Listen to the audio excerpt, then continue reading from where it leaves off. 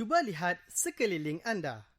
Terdapat pelbagai perkakasan teknologi maklumat yang digunakan oleh manusia. Tahukah anda bagaimana perkakasan-perkakasan ini dikelaskan? Perkakasan-perkakasan ini boleh dikelaskan seperti berikut. Yang pertama, kelajuan CPU. Yang kedua, bilangan daftar dalam CPU. Yang ketiga, saiz perkataan. Yang keempat, saiz ingatan utama atau RAM. Yang kelima, sistem pengendalian atau operating system. Yang keenam, saiz fizikal. Yang ketujuh, kos. Yang ke-8, ruang ingatan maya atau cyber memory dan lain-lain lagi. Berdasarkan kepada ciri-ciri yang dinyatakan tadi, komputer boleh dibahagikan kepada 4 kelas iaitu komputer mikro, komputer mini, kerangka utama dan komputer super. Komputer mikro diperkenalkan pada tahun 1970 dan berasaskan kepada teknologi mikropemproses. Komputer mini boleh melaksanakan fungsi aritmetik dan logik yang asas. Saiznya lebih kecil dari kerangka utama. Ia sesuai untuk melakukan tugas pemprosesan yang tidak memerlukan akses kepada jumlah data yang besar. Kerangka utama pula ialah sistem komputer yang mempunyai keupayaan pemprosesan yang lebih tinggi berbanding komputer mini. Saiznya lebih besar berbanding komputer mini dan sangat sesuai untuk mengendalikan pangkalan data yang amat besar dan memerlukan pengurusan secara berpusat. Ia selalu digunakan oleh organisasi swasta dan kerajaan seperti bank-bank tempatan. Komputer super adalah komputer yang mempunyai keupayaan pemproses yang tinggi, berupaya melaksanakan berjuta arahan dalam sesaat atau MIPS, sesuai untuk melaksanakan proses pengiraan yang kompleks dan memerlukan kejituan. Ia sesuai digunakan oleh organisasi-organisasi yang besar seperti Pusat Kajian Angkasa Lepas. Prinsip utama pengkomputeran. Perkomputeran diasaskan berdasarkan dua prinsip. Prinsip yang pertama ialah peranti pengkomputeran universal atau UCD. Apa itu UCD?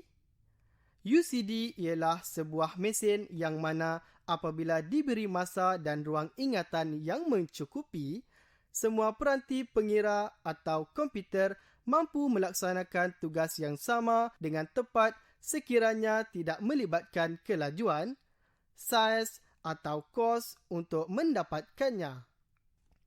Mesin Turing. Menurut Alan Turing 1937, mesin Turing adalah peranti yang dibina berdasarkan model matematik dan boleh melaksanakan pelbagai jenis pengiraan. Peranti tersebut berkeupayaan untuk membaca dan menulis simbol pada pita yang panjangnya ialah infinity. Ia boleh melaksanakan transisi keadaan daripada keadaan semasa kepada keadaan yang akan datang. Selain itu, tesis Turing pula menyatakan bahawa setiap pengiraan boleh dilakukan oleh setiap mesin Turing yang berbeza. Sebagai contoh, pengiraan tambah boleh dilaksanakan oleh mesin Turing yang pertama dan operasi pendaraban boleh dilaksanakan oleh mesin Turing yang kedua. Mesin Turing Universal. Mesin Turing Universal adalah sebuah mesin yang boleh melaksanakan semua operasi pengiraan mesin-mesin Turing di mana input bagi mesin Turing Universal adalah data dan huraian yang berkaitan dengan kaedah pengiraan untuk data tersebut. Bagaimana ia berlaku? Ia berlaku kerana U adalah mesin yang boleh diatur cara. Tahukah anda, Mesin yang boleh diatur cara inilah yang dikenali sebagai komputer.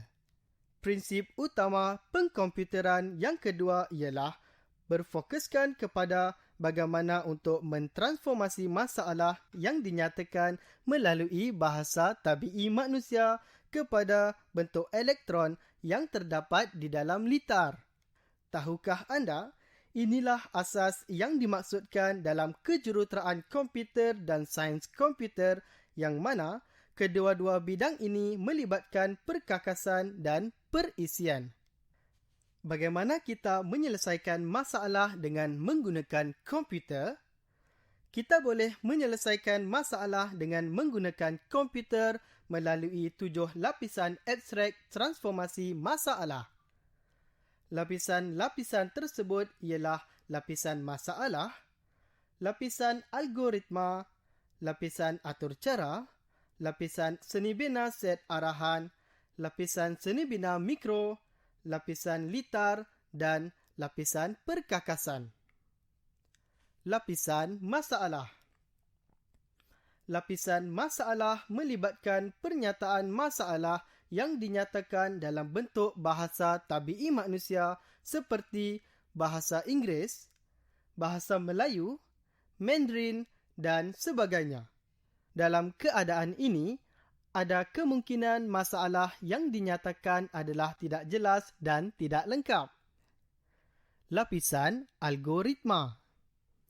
Pada lapisan ini, perisian akan direka bentuk di mana algoritma dan struktur data yang sesuai akan dipilih. Algoritma ialah prosedur langkah demi langkah yang dijamin akan tamat. Lapisan atur cara. Pada lapisan atur cara, algoritma yang telah direka bentuk akan diterjemah ke dalam bentuk kod atur cara. Pada lapisan ini, bahasa pengaturcaraan yang boleh digunakan adalah sama ada bahasa aras tinggi atau bahasa aras rendah. Lapisan seni bina set arahan.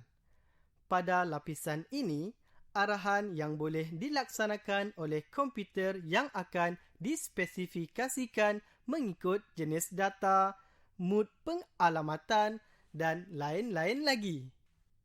Lapisan seni bina mikro. Pada lapisan ini, organisasi berkenaan dengan implementasi pemprosesan akan dilaksanakan dengan lebih terperinci. Lapisan litar logik. Seni bina mikro bagi litar akan dihasilkan dengan menggunakan gate-gate yang digabungkan untuk melaksanakan operasi elektrik dan logik. Lapisan perkakasan. Komponen gate yang sebenar akan dihasilkan.